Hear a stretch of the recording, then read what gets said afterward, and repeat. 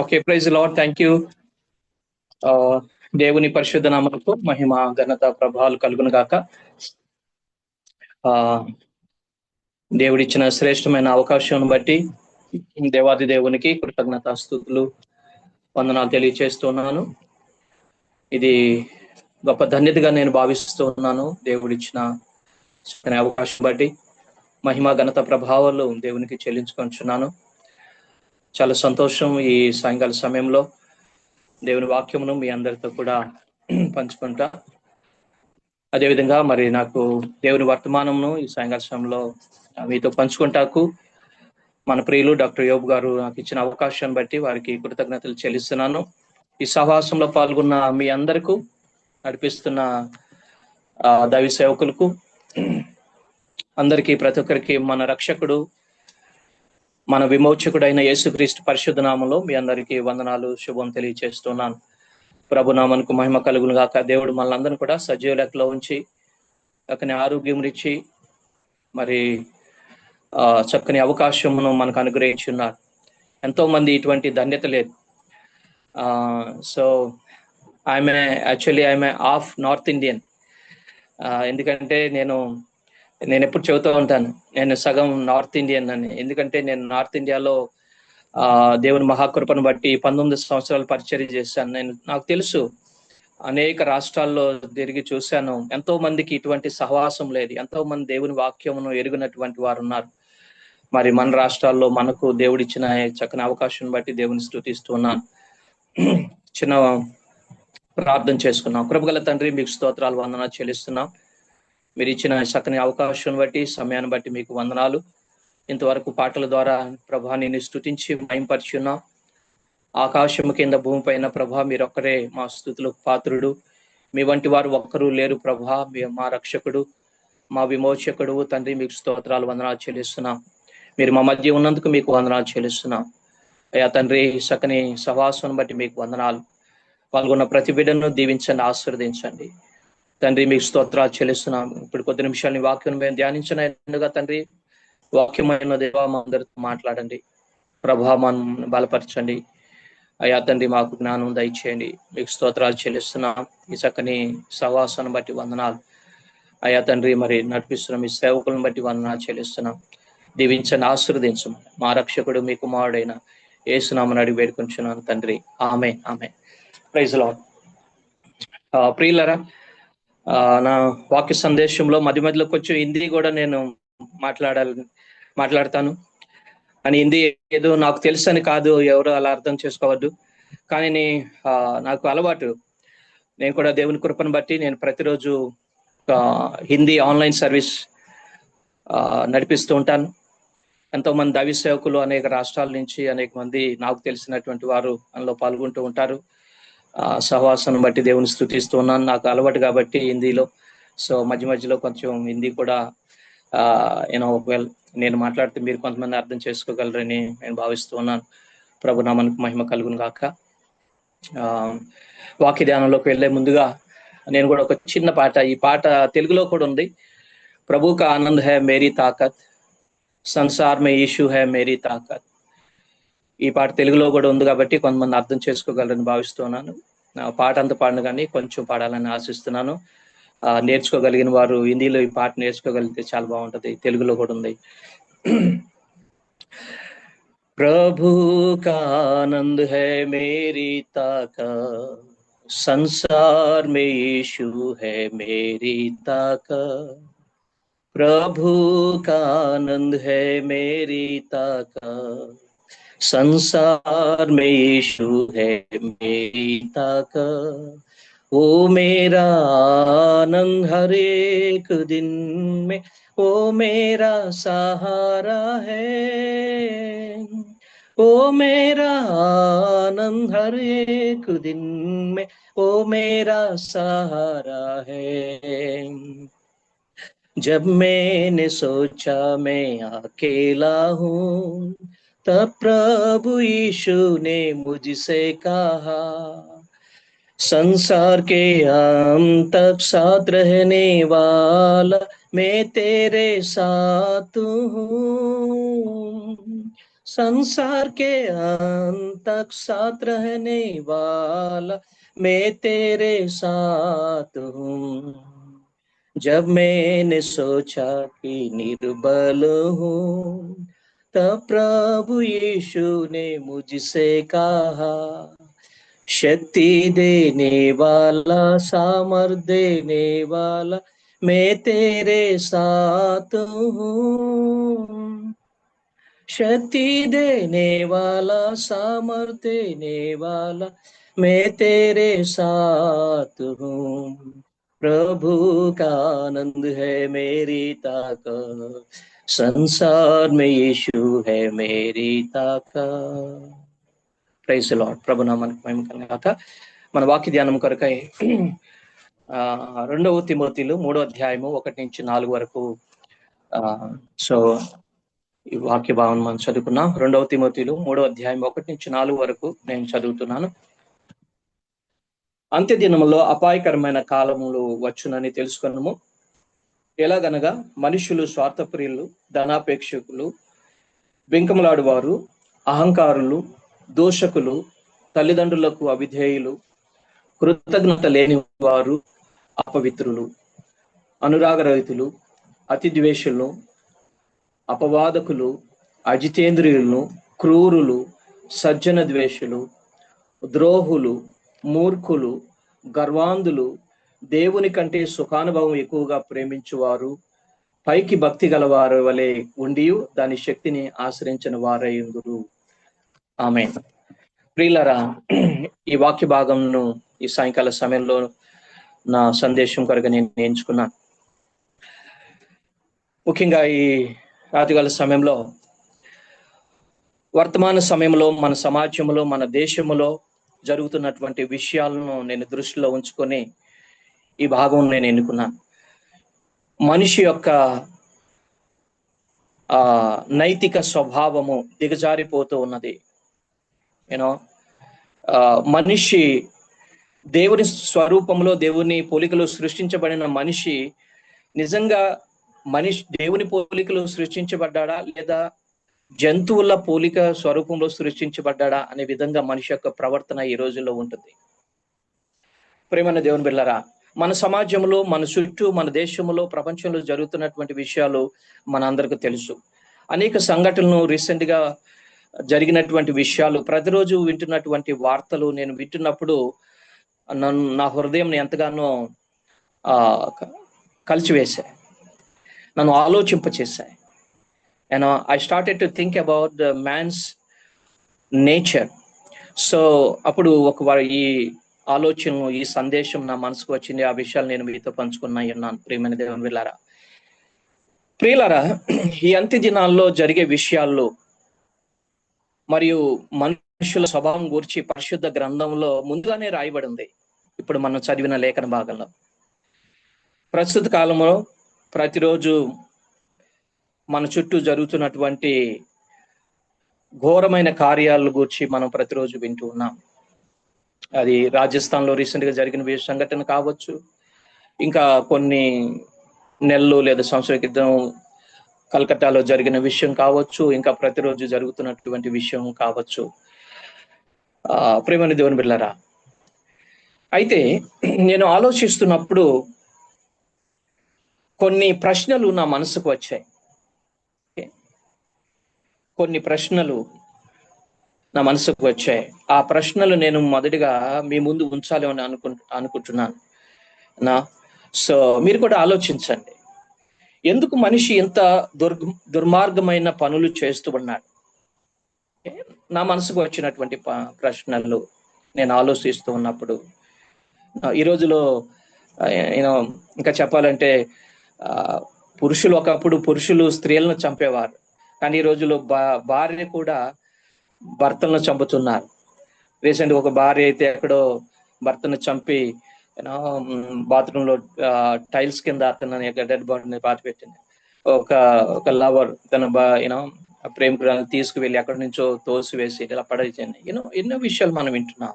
So ఎందుకు మనిషి ఇంత దుర్మార్గమైన పనులు చేస్తున్నాడు? ఎందుకు మనిషి ఇంత ఘోరమైన కార్యాలు చేస్తూ ఉన్నాడు? ఎందుకు నానాటికి భయంకరమైనటువంటి చెడు వార్తలు మనం వింటూ ఉన్నాం? ఆ వీటికి సమాధానం, పరిష్కారం ఏంటి?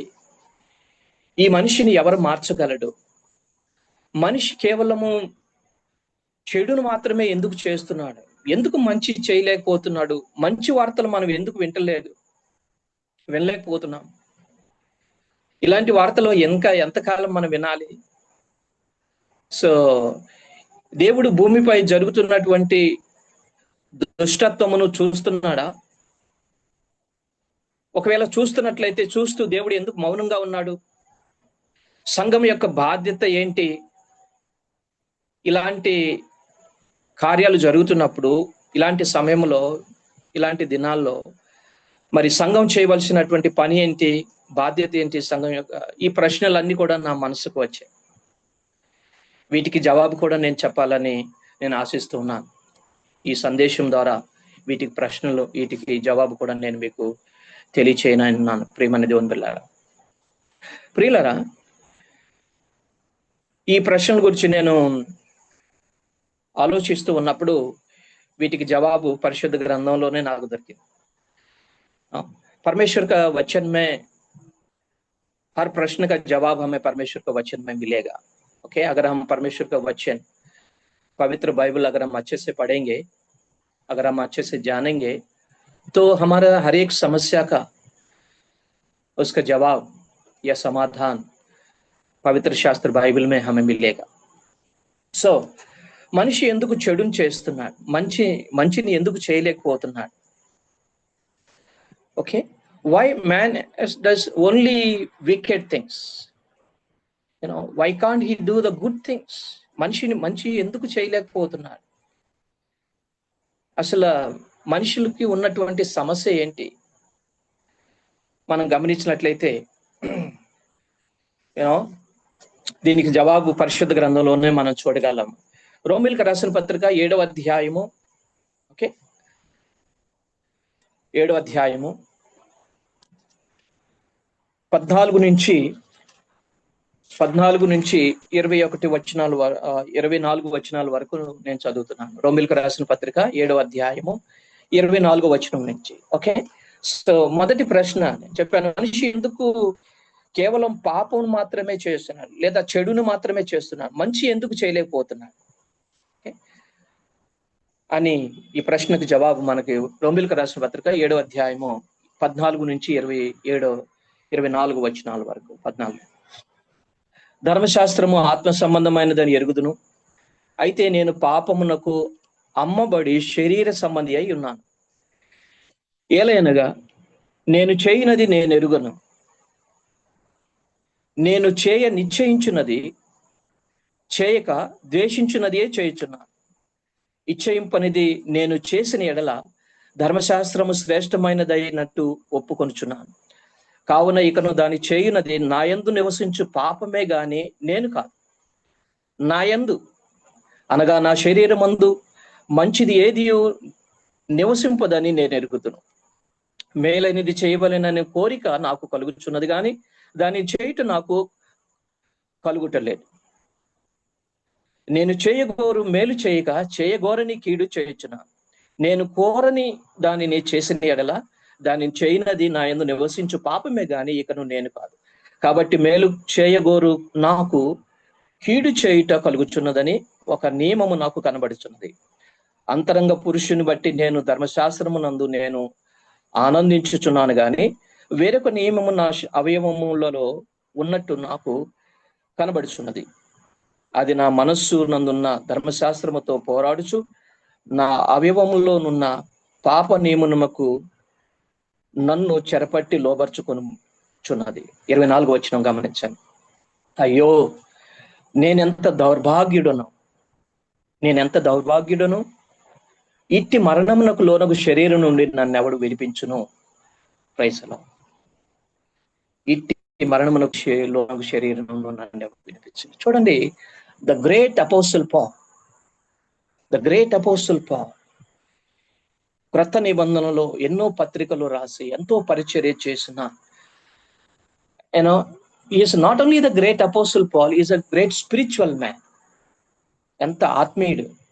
పౌలు గారు ఈ మాట అంటున్నారు, అయ్యో నేనెంత దౌర్భాగ్యుడను దౌర్భాగ్యుడును ఇట్టి మరణంనకు లోను శరీరం నుండి నన్ను ఎందుకు ఎవడు వినిపించును. ప్రియమైన దేవుని బిడ్డలారా, ఈ అధ్యాయములో మొదట ఏ సందర్భంలో మాట్లాడినది మనం ఈ అధ్యాయాన్ని అర్థం చేసుకోవాలి.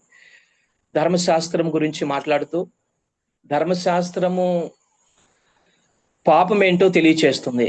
ధర్మశాస్త్రము పవిత్రమైనది, ధర్మశాస్త్రం మంచిదే, కానీ ధర్మశాస్త్రం చెప్పిన ప్రకారము నేను చేయలేకపోతున్నా. ఓకే, 14వ వచనం నుంచి మనం చదివాం. ధర్మశాస్త్రం ఆత్మ సంబంధమైనది. ధర్మశాస్త్రం దేవుడు ఇచ్చింది మనం మంచిదే, ఓకే మంచిదే. ఈరోజు కూడా ట్రైన్లో టికెట్ లేకుండా ప్రయాణం చేయకూడదు, బస్సులో ట్రైన్ టికెట్ లేకుండా ప్రయాణం చేయకూడదు, దానికి జరిమానా ఉంటుందండి. అంత రూल्स द व्यवस्था परमेश्वर ने जो व्यवस्था दिया है वो अच्छा है मनुष्य की लाभ के लिए। क्या धर्मशास्त्र बुरा है? धर्मशास्त्र अच्छा है, लेकिन पौलुस कहता है मैं धर्मशास्त्र के अनुसार मैं नहीं कर पा रहा। मैं अच्छा करना चाहता हूं, लेकिन मैं अच्छा जो करना चाहता हूं वो नहीं कर पा रहा। मुझे मालूम है क्या अच्छा है क्या बुरा है, मुझे मालूम है, लेकिन अच्छा करने के लिए मैं सोचता हूं, लेकिन जो अच्छाई मैं करना चाहता हूं वो नहीं कर पा रहा। जो बुराई जो मैं करना नहीं चाहता हूं उसी को मैं कर रहा हूं।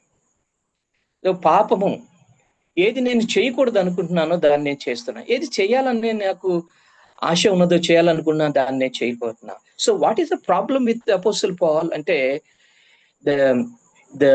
the sinful nature that is in our flesh. Okay, the sinful nature, పాప స్వభావము, శరీరములో దేహములో ఉన్నటువంటి పాప స్వభావం. ఓకే, ప్రియమైన దేవుని బిడ్డలారా, అది మనిషి శరీరములో ఉన్నది. సో ఈ 7వ అధ్యాయం అంతా కూడా మనం చదివితే he struggling with sin, that sinful nature అని రాస్తూ ఉన్నాడు పాప స్వభావంతో. అందుకే అంటున్నాడు, అయ్యో నేను ఎంత దౌర్భాగ్యుడును, ఇట్టి మరణమునకు లోనగు శరీరము నుండి అంటున్నాడు, ఈ శరీరము నుండి నన్నెవడు విడిపించును అంటున్నాడు. సో ఆ పాప నైజము, పాప స్వభావం మనిషిలో ఉన్నది. కాబట్టి ప్రియమైన దేవుని బిడ్డలారా, ఇక్కడ నేనేం చెప్పాలని ఆశిస్తున్నానంటే, రక్షింపబడినటువంటి, జాగ్రత్తగా వినండి, రక్షింపబడినటువంటి దేవుని బిడ్డల్లోనే ఆ పాప స్వభావము ఇంకా పనిచేస్తుందంటే, ఇక్కడ పౌలు గారు రక్షింపబడినటువంటి వ్యక్తి, దేవుని ఆత్మచేత ముద్రించబడినటువంటి వ్యక్తి, ఆత్మచేత నడిపించబడుతున్నటువంటి వ్యక్తి. పౌలు గారు అంటున్నాడు, కానీ ఇంకా ఆ శరీర స్వభావము ఆ శరీర స్వభావంతో నేను ప్రతిరోజు పోరాడుతూ ఉన్నాను అని పౌలు గారు అంటున్నాడు. కాబట్టి ఒక విశ్వాసే పాపముతో ఇంత స్ట్రగుల్ అవుతున్నాడంటే అవిశ్వాసుల గురించి ఆలోచించండి. ఈ లోకములో ఉన్నటువంటి వారు పాప స్వభావంతో వారు జీవిస్తున్నారని గమనించాలి. సో వారు శరీరానుసారులు. చూడండి, రాజస్థాన్ లో జరిగినటువంటి విషయము ఎంత భయంకరమైనటువంటి విషయము. నిజంగా అలాంటి వారు మనుషులేనా? ఎందుకు మనిషి అలా ప్రవర్తిస్తున్నాడంటే ఆ పాప స్వభావము శరీరములో ఉన్నటువంటి శరీరేచ్ఛలు పాప స్వభావం మనిషితో ఉన్నారు. ఆయనకి మనిషి స్వభావంకు లోనై మనిషి జీవిస్తూ ఉన్నాడు. అందుకని 8వ అధ్యాయంలోకి వచ్చేసరికి సో శరీరానుసారులు, ఆత్మానుసారులు. ఈ లోకములో ఉన్నటువంటి ప్రజలను 2 గ్రూపులుగా విభజించవచ్చు. అవిశ్వాసులు, వారు శరీరానుసారులు. విశ్వాసులు, రక్షింపబడిన వారు ఆత్మానుసారులు. కాబట్టి మనం ఆత్మానుసారంగా మనం జీవించే వారిగా ఉండాలి. ఆ శరీర వారు ఆ పాప స్వభావమునకు లోనై వారు జీవిస్తూ ఉన్నారు. సో అయితే sin cannot have dominion over us because we are controlled by the spirit. మనం ఆత్మ చేత నడిపించబడుతున్నాం. కాబట్టి ఆ పాప స్వభావం మనలో ఉన్నప్పటికీ ఆ పాప స్వభావం మనను లోపరుచుకొనలేదు, మన పైన ప్రభుత్వం చేయలేదు. ఎందుకని మనం ఆత్మ ద్వారా ముద్రించబడి ఉన్నాం. 8వ అధ్యాయంలో మనం చూసినట్లయితే ఈ మాటలు మనం గమనిస్తాం. ఇక్కడ అయ్యో నేనెంత దౌర్భాగ్యుడను అంటున్నాడు. నేనెంత దౌర్భాగ్యుడను అంటున్నాడు. సో అంటే ఆ పాప స్వభావం గురించి మాట్లాడుతున్నాడు. ప్రేమన్న దేవుని బిడ్డలారా, ఎంత దౌర్భాగ్యుడను అంటున్నాడు. ఇర్మియా గ్రంథము 17వ అధ్యాయం 9వ వచనం చూసినట్లయితే అక్కడ పరిశుద్ధ గ్రంథంలో గొప్ప మాట రాయబడి ఉంది.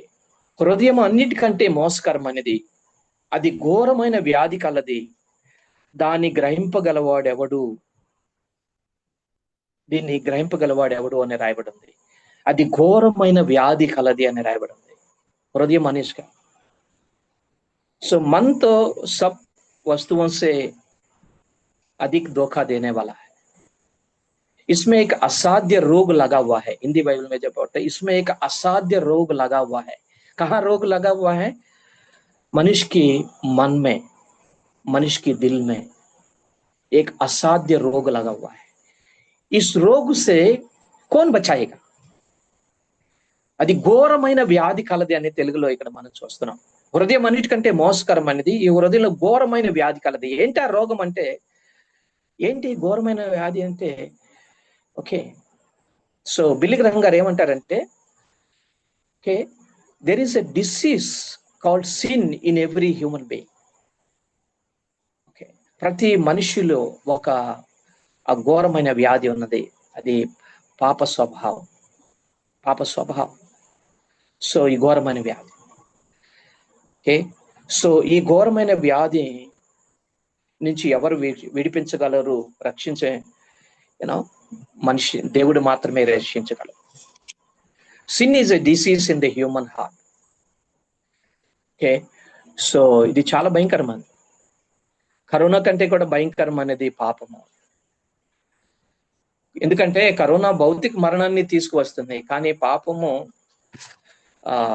మనిషిని నిత్య నరకానికి తీసుకువెళ్తుంది పాపం. ఎందుకంటే ఇది ఘోరమైన వ్యాధి కలది. సో అయితే నెక్స్ట్ ప్రశ్న, పౌలు అంటున్నాడు, అయ్యో నేనెంత దౌర్భాగ్యుడను, ఇట్టి మరణంనకు లోనగు శరీరం నుండి నన్నెవడు విడిపించగలడు? 2 ప్రశ్నలు. నేనెంత దౌర్భాగ్యుడను ప్రశ్న, నన్ను ఎవరు విడిపించగలడు ఈ మరణంలోను శరీరం నుంచి మరొక ప్రశ్న. సో मैं कितना अभागा मनुष्य हूं और मुझे इस मृत्यु की देह से या शरीर से कौन मुझे बचाएगा? कौन बचा सकता है? प्रश्न. तो इसका जवाब है केवल प्रभु यीशु ही, केवल प्रभु यीशु मसीह ही मनुष्य को, ఈ దౌర్భాగ్యుడైన మనిషిని ఇట్టి మరణమునకు లోనగు శరీరము నుండి కేవలము యేసుక్రీస్తు వారు మాత్రమే రక్షించగలడు, బాగు చేయగలడు.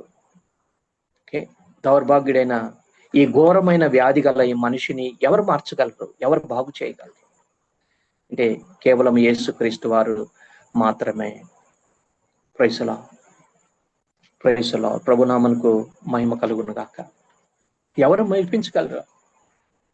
మన దేవుడు మాత్రమే, యేసుక్రీస్తు వారు మాత్రమే విడిపించగలరు. అందుకే ఆయన ఈ లోకానికి వచ్చాడు. ప్రియమైన దేవుని బిడ్డలారా, మత్తయి సువార్త 1:21 మనం చూసినట్లయితే ఆయన ఈ లోకములో జన్మించటానికి, ఆయన ఈ లోకానికి రావటానికి గల ఉద్దేశం ఏంటో స్పష్టంగా మత్తయి 1:21 చెప్పబడింది. ఆమె యొక్క కుమారుని కనును, తన ప్రజలను వారి పాపం నుండి ఆయనే రక్షించును గనుక ఆయనకు యేసు అని పేరు పెట్టుదురని. సో ద ప్రైమరీ పర్పస్, యేసుక్రీస్తు వారి ఈ లోకానికి రావటానికి గల ఏకైక ఉద్దేశము ఏంటంటే, తన ప్రజలను వారి పాపం నుండి విమోచించటానికి, ఆ మనిషి హృదయములో ఉన్న ఆ ఘోరమైన వ్యాధి నుంచి రక్షించటానికి ఆయన ఈ లోకానికి వచ్చాడు. తన ప్రజలు వారి పాపం ఆయనే రక్షించను కనుక ఆయన యేసు అని పేరు పెట్టి, ఆయన ఒక రక్షకుడు. Praise the lord. సువార్త మనం ప్రకటించినప్పుడు ఈ సువార్త ఎంత ఘోరమైన వ్యక్తినైనా మార్చగలదు. ప్రియమైన దేవుని బిడ్డలారా, మార్చగలదు. సో యేసుక్రీస్తు వారు మాత్రమే మార్చగలరు. అందుకనే ఎక్కడ చూసినా ఈ రోజుల్లో మనం సోషల్ మీడియాలో కానీ ఎక్కడ చూసినా సువార్త సభలు విస్తారంగా వెదజల్లబడుతూ ఉన్నది, ప్రకటించబడుతూ ఉన్నది. ఎందుకంటే సువార్తలో శక్తి ఉన్నది. సువార్త ప్రకటించినప్పుడు ఎంత ఘోరమైనటువంటి వ్యక్తి అయినా సువార్త విని రక్షింపబడతారు. రక్షింపబడతారు. బైబిల్ చదివినప్పుడు ఎటువంటి వ్యక్తి అయినా బైబిల్ చదివి మార్చబడతారు. ప్రైసలో సువార్తలో ఉన్న శక్తి, బైబిల్లో ఉన్నటువంటి శక్తి. ప్రైసలో అందుకని యేసుక్రీస్తు వారు చెప్పారు, నేను పాపులను రక్షించుటకు ఆయన ఈ లోకానికి వచ్చాడు. ప్రైసలో సో ఈరోజు నన్ను మార్చింది యేసుక్రీస్తు వారే. ఒకప్పుడు నేను వయసులో ఉన్నప్పుడు, ఒక కాలేజీలో చదివే దినాల్లో రోజులో ఒకప్పుడు నేను ఇలా ఉండేవాడిని కాదు. సో నన్ను మార్చింది యేసుక్రీస్తు వారు మాత్రమే. Praise lord. ఆయనలో ఉన్నటువంటి ఆ శక్తి మార్చగలం. ఒకప్పుడు సౌలుగా ఉన్నప్పుడు పౌలు గారు ఒకప్పుడు ఎలా ఉండేవాడు? ఆయన సౌలుగా ఉన్నప్పుడు ఎంత క్రూరుడు, కఠినాత్ముడు, ఎంత ఆయన ఎలాంటి స్వభావం గలవాడు మనం చూడగలం. కానీ పౌలుగా మారిన తర్వాత ఎంత సాధువుగా, ఎంత ఆత్మీయుడు, ఎంత దీనత్వము, ఎంత తగ్గింపు. పాపులలో నేను ప్రధాన పాపిని, ఇంకా ఎన్నో గొప్ప స్టేట్మెంట్స్ ఆయన చెప్పాడు. అంటే ఆయనలో ఎంత మార్పును మనం చూస్తాం. How did such a great change came in his life? Because when Jesus comes in to our life and automatically change will come. యేసుక్రీస్తు వారు మన జీవితంలో వచ్చి ఆయన మార్పుని తీసుకువస్తాడు. ఎలాంటి వ్యక్తినైనా ఆయన మార్చగలిగినటువంటి ఏకైక వ్యక్తి యేసుక్రీస్తు వారు మాత్రమే. ప్రేమని పిల్లరా, ప్రైజ్ లార్డ్. ఆయన మాత్రమే. Praise lord. కాబట్టి ఈరోజు మనిషి ఎంతో క్రూరంగా ప్రవర్తిస్తూ ఉన్నాడు, దుష్టమైన కార్యాలు చేస్తూ ఉన్నాడు, భయంకరమైన కార్యాలు చేస్తూ ఉన్నాడు. నేను స్టార్టింగ్ లోనే చెప్పినట్లుగా మనిషి యొక్క నైతిక స్వభావము దిగజారిపోతుంది. నిజంగా is there any difference between man and the animals today? జంతువులు ఎలాగైనా కానీ జంతువులు వారి శరీరేచ్ఛలను జంతువులు తీర్చుకుంటాయి. కానీ మనుషులు కూడా ఈ రోజున అలాగే ప్రవర్తిస్తూ ఉన్నారు మనం గమనించినట్లు. అయితే ఇలాంటి మనిషిని ఎవరు మార్చగలరు? స్వార్థ మార్చగలదు, బైబిల్ మార్చగలదు, యేసుక్రీస్తు వారు మాత్రమే మార్చగలరు. ప్రియమైన దేవుని బిడ్డలారా, ప్రైజ్ లార్డ్. నేను నా జీవిత అనుభవం నుంచి ఒక సాక్ష్యం మీకు చెప్పాలనుకుంటున్నాను. నేను ఉత్తరప్రదేశ్ గోరఖ్పూర్ డిస్ట్రిక్ట్ లో పరిచయం చేస్తున్న దినాల్లో, గోరఖ్పూర్ ఒక డిస్ట్రిక్ట్, కర్ణాటకకు చెందిన నా ఒక సహోదరుడు, పేరు నేను మర్చిపోయాను, నా మంచి స్నేహితుడు, ప్రభునందు నిద్రించి దేవుని సన్నిధికి వెళ్ళి ఉన్నాడు. ఆయన నేను కలిసి గోరఖ్పూర్ రాకముందు ఆగ్రాలో కొన్ని సంవత్సరాలు పరిచయం చేశాం. ఆయన ఆగ్రా నుంచి ఆయన కూడా గోరఖ్పూర్ రావటం జరిగింది. నేను కూడా అక్కడి నుంచి, అప్పుడు నేను ఒక సంస్థలో పనిచేస్తున్నాను, నేను కూడా అక్కడి నుంచి గోరఖ్పూర్ రావటం జరిగింది. అయితే నా మిత్రుడు ఆయన గోరఖ్పూర్లో ఒక జైలు పరిచర్య చేస్తున్నాడు, జైల్లో ఉన్నవారు. ఆయన ఎలా పర్మిషన్ తీసుకున్నాడో నాకు చాలా ఈ రోజు ఆశ్చర్యం అనిపిస్తుంది. అయితే ఆయన పర్మిషన్ తీసుకొని జైల్లో ఉన్న వారి మధ్య పరిచర్య చేస్తూ ఉన్నాడు. వాళ్ళకు టైలరింగ్ నేర్పించడం, వాళ్ళ వైఫ్ స్త్రీల మధ్య, ఆయన పురుషుల మధ్య వాళ్ళకు కొంత అలా కొన్ని క్రిస్మస్ వచ్చినప్పుడు వేరు ఒకేషన్ లో కొంత వారికి సహాయం చేయటం, కొన్ని సందర్భాల్లో ఇక అలా వాళ్ళకు దయాసాగర్, హిందీలో దయాసాగర్ మూవీ వారికి చూపించటం ప్రొజెక్ట్ ద్వారా. అలా పర్మిషన్ తీసుకొని జైలు అధికారి దగ్గర పర్మిషన్ తీసుకొని వారి మధ్య పరిచర్య చేయటం ప్రారంభించాడు. మొదట్లో ఒక మంచి మూవీ చూపిస్తామండి, ఇలా దయాసాగర్ క్రైస్తవ మూవీ అంటే వాళ్ళు ఒప్పుకున్నారు. వారు కూడా చాలా సంతోషంగా. సో జైల్లో ఉన్నటువంటి వారందరూ, స్త్రీల డిపార్ట్మెంట్ వేరు, పురుషులు వేరు. సో వారు ఆ మూవీ చూశారు. తర్వాత వాళ్ళ మధ్యకి అప్పుడప్పుడు వెళ్ళి సువార్త ప్రకటించడం. కొన్నిసార్లు నాకు కూడా వెళ్ళి ఒక యూనో స్పీకర్ ఉండేది. వెళ్ళి ఆళ్ళ మధ్య సువార్త చెప్పడానికి కొన్నిసార్లు నాకు కూడా అవకాశం కలిగింది. సో అలా పరిచర్య చేసాం ఇద్దరం కలిసి జైల్లో. అయితే ఆ జైల్లో ఉన్న వారంతా మీకు మనందరికి తెలుసు వాళ్ళు ఎలాంటి వారో. కొంతమంది హత్యలు చేసి వచ్చిన వాళ్ళు, హ్మ్. కొంతమంది భయంకరమైన బలాత్కారాలు చేసి వచ్చిన వారు, కొంతమంది దొంగతనాలు చేసిన వాళ్ళు చూడటానికే చాలా భయంకరంగా ఉంటారు. మేము చాలా జాగ్రత్తగా ఉండేవాళ్ళం. ఓకే. సో మేము కొన్ని సువార్త చెబుతున్నప్పుడు లేదని ఏదైనా ప్రోగ్రామ్ జైల్లో చేస్తున్నప్పుడు చాలా సెక్యూరిటీ మాతో ఉండేది. సడన్ గా వారి మధ్య వాళ్ళే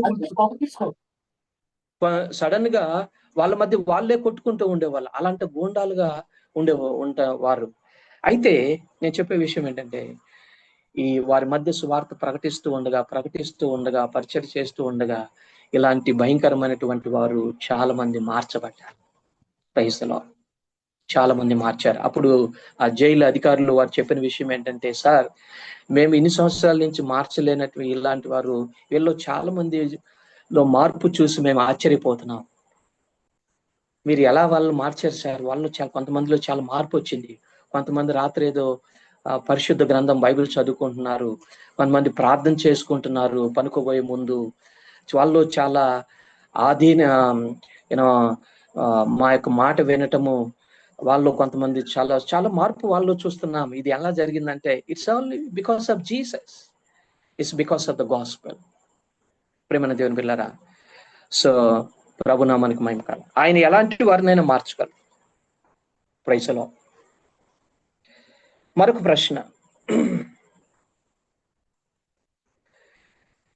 क्या परमेश्वर जो स्वर्ग में है, मनुष्य जो इस संसार में जो कुछ कर रहे हैं, क्या परमेश्वर देख रहे हैं और क्या वो जानता है? यदि परमेश्वर देख रहे हैं तो क्यों चुप है? సో ఈ రోజు మనిషి భూమిపై ఇలాంటి ఘోరమైన కార్యాలు చేస్తూ ఉంటే జాగ్రత్తగా వినండి. స్త్రీలు కానీ, పురుషులు కానీ, యవనస్తులు కానీ, మనుషులు సమాజంలో మనుషులు ఎటువంటి దుర్మార్గమైన ఘోరమైన కార్యాలు చేస్తుంటే దేవుడు చూస్తూ ఉన్నాడా? దేవునికి తెలుసా? తెలుసా? దేవుడు ఆఫీస్ నుంచి ఫోన్లు వస్తాయిరా, చిన్నదే తీసుకోవద్దమ్మా బంగారు. నువ్వు 3 ఫోన్లు ఇంకోటి కొనిపెట్టుకోమని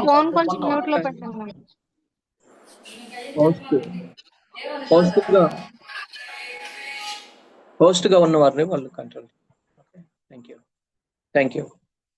సో దేవుడు చూస్తున్నాడా? దేవునికి తెలుసా? చూస్తుంటే దేవుడు ఎందుకు మౌనంగా ఉన్నాడు? దీనికి జవాబు కూడా నేను చెప్పాలని ఆశిస్తున్నా. 33వ కీర్తన 13, 14, 15 వచనాలు.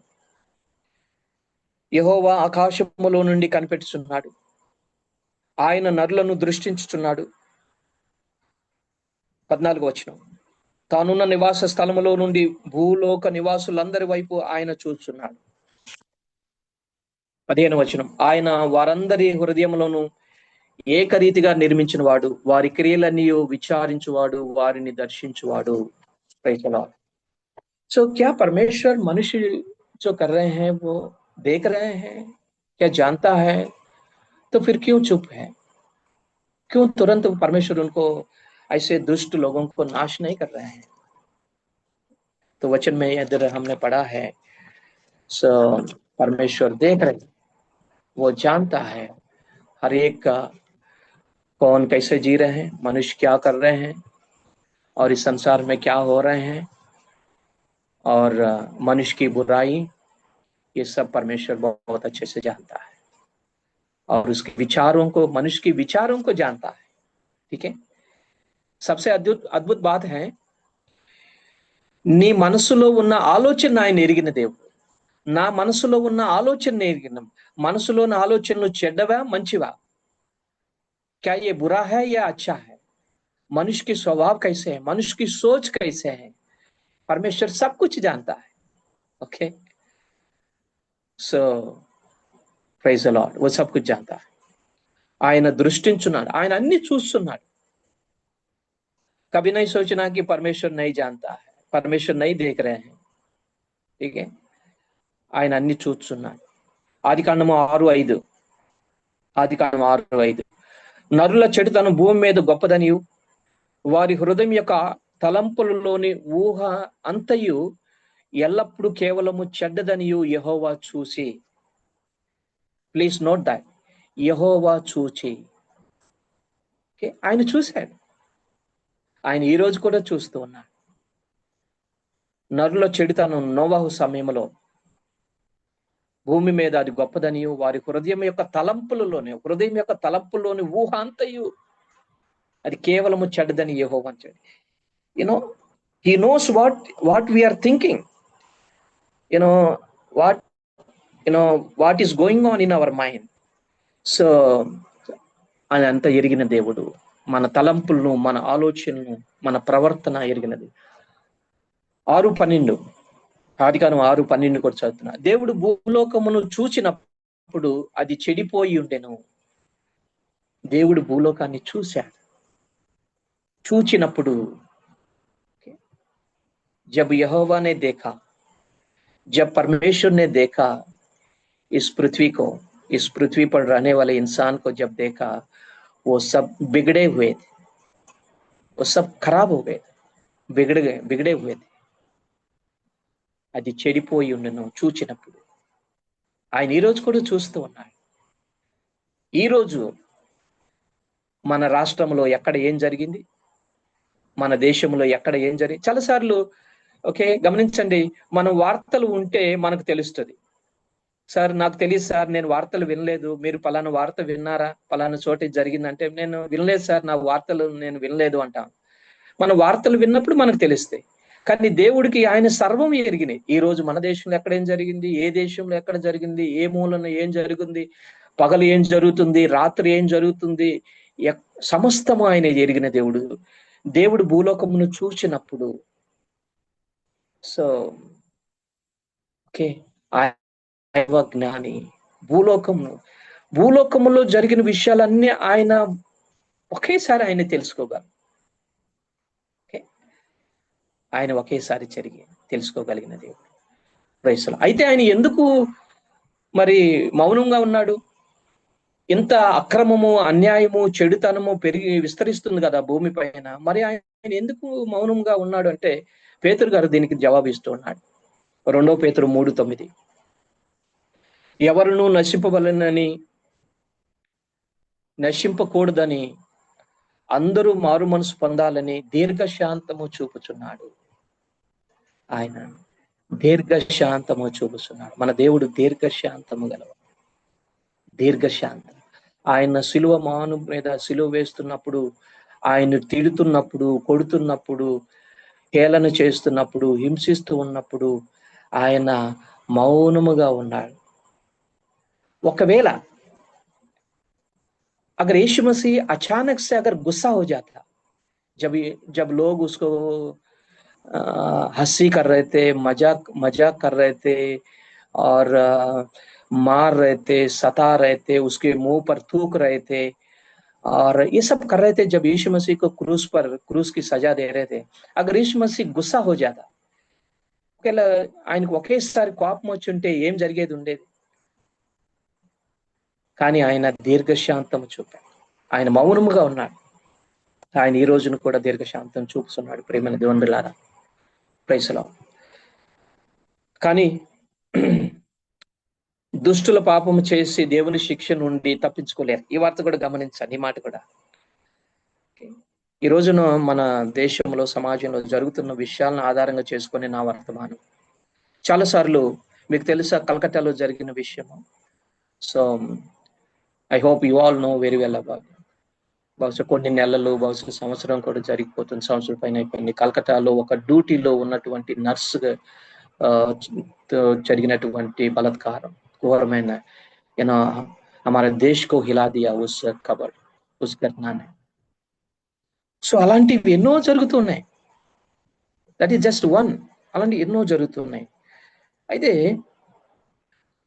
నేను చెప్పే విషయం ఏంటంటే, కానీ వాళ్ళందరూ మరి వాళ్ళకి శిక్ష దొరికిన వారందరికీ వాళ్ళందరినీ మరి పట్టుబడ్డారా? చాలాసార్లు మనుషులు అనేక విధాలుగా శిక్ష నుండి తప్పించుకుంటారు ఈ రోజుల్లో, ఈ దినాలు, ఈ లోకంలో. కానీ ఈ లోకంలో మనుషుల శిక్ష నుంచి తప్పించుకోవచ్చు, కానీ దేవుని శిక్ష నుంచి తప్పించుకోలేదు. యెషయా గ్రంథము 3:11 ఈ మాట రాయబడింది. యెషయా 3:11, దుష్టులకు శ్రమ, వారి క్రియల ఫలము వారికి కలుగును. దుష్టులకు శ్రమ, వారి క్రియల ఫలము వారికి కలుగును. 3:10 చదివితే, నీతిమంతులు వారి క్రియల ఫలము వారికి కూడా దొరుకుతుంది. దేవుడు ఒక రోజున నీతిమంతులకు, దుష్టులకు వారి క్రియల ఫలము వారికి ఇవ్వబోతున్నాడు. Praise the lord, praise the lord. So నా మాటలు ముగిస్తున్నాను, సమయం అయిపోయింది. ప్రేమైన దేవుని బిడ్డలారా, నేను ప్రారంభంలోనూ చెప్పాను మరొక ప్రశ్న, ఆ ప్రశ్నకు కూడా జవాబిచ్చి నేను ముగించాలని ఆశిస్తున్నాను. అయితే ఇలాంటి దినాల్లో, ఇలాంటి కాలములో సంఘము చేయవలసిన పని ఏంటి? మనము చేయవలసినటువంటి పని ఏంటి? మన బాధ్యత ఏంటి? जब हमारे चारों तरफ हमारे समाज में ऐसे ऐसे जो घटना जब हो रहे हैं, तो कलीसिया क्या करना है? हमारा जिम्मेदारी क्या है? మనం ఏం చేయాలి అంటే, ప్రేమైన దేవుని బిడ్డలారా, సో దేశం పాడైపోతూ ఉంది, దేశం చెడిపోతూ ఉంది, దేశంలో హత్యలు, వ్యభిచారాలు, నేరాలు అన్ని జరుగుతూ ఉన్నాయి. సో సంఘం చేయవలసిన పని ఏంటంటే, దేవునికి నశించిపోతున్న ప్రజలకు మధ్య నిలబడి సంఘం ప్రార్థించాలి. సంఘం ప్రార్థించాలి. ఓకే, దేవునికి సంఘము దేవునికి ప్రియమైనది, సంఘము దేవుని వధువు కాబట్టి, దేవునికి అత్యంత ప్రియమైనది సంఘం. కాబట్టి దేవుని బిడ్డలు, దేవుని సంఘము దేవునికి, దేశము నశించిపోతున్న దేశానికి మధ్య నిలబడి మనం ప్రార్థించే వారిగా ఉండాలి. సో ఎజ్కేలు 23:30-31 ఈ మాట రాయబడి ఉంది. నేను దేశమును పాడు చేయకుండానట్లు ప్రకారమును దిట్టపరచుటకును, బద్దలైన సందుల్లో నిలుచుటకును తగిన వాడవడని నేను ఎంత విచారించును, ఒకడైనను నాకు కనబడలేదు అంటున్నాడు. ఒకడైనను కనబడలేదు.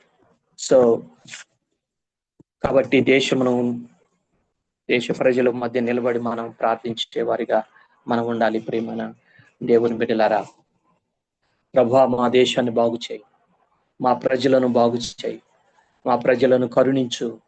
అబ్రహాము ఎలా అయితే సొదొమ గొమొర దేవునికి మధ్య నిలబడి, మధ్యవర్తిగా నిలబడి, ప్రభువా ఒకవేళ 10 మంది ఉన్న ఆ పట్టణంలో, ఒకవేళ 20 మంది ఉన్నా, ఒకవేళ 30 మంది, అలా చూడండి. సో మనం కూడా ప్రభువా మా దేశాన్ని కరుణించుము, కృప చూపించుము, రక్షించుము, కాపాడుము అని దేవుడు మన కృపచ్చు మనం ప్రార్థించే వారిగా ఉండాలి. ప్రేమన దేవుని బిడ్డలారా, ఇది మన బాధ్యత.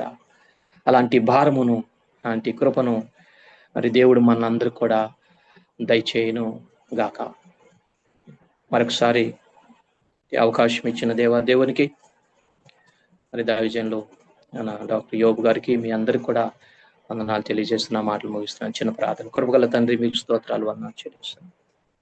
మీరు ఇచ్చిన సగన అవకాశాన్ని బట్టి మీకు వందనాలు చెల్లిస్తాను. ప్రభా తండ్రి, భయంకరమైన దినాలు మేము ఉంటున్నాం. ప్రభా మా బాధ్యత ఏంటో మీరు తెలియజేస్తున్నారు కనుక తండ్రి, మేము మా బిడ్డల కొరకు ఎలా మేము కన్నీరు కారుస్తామో, వారి క్షేమం కొరకు మేము ప్రార్థిస్తామో, అలాగే తండ్రి మా దేశం కొరకు మేము కూడా ప్రార్థించే వారికి ఉంటూ సహాయం. ఇర్మియా ఎలాగైతే తండ్రి తన బిడ్డల కొరకు, తన కుటుంబం కొరకు కాదు కానీ ఇర్మియా నీ ప్రజల కొరకు ప్రభా ఎలా కన్నీరు కార్చేటువంటి విలపించే ప్రవక్తగా ఉన్నాడు, అలా మేము కూడా మా ప్రజల కొరకు విలపించారు. సహాయం తెచ్చేయండి. వాక్యమైన ప్రతి బిడ్డను దీవించమని యేసు నామమున నడుచున్నాను తండ్రి. ఆమేన్. Thank you.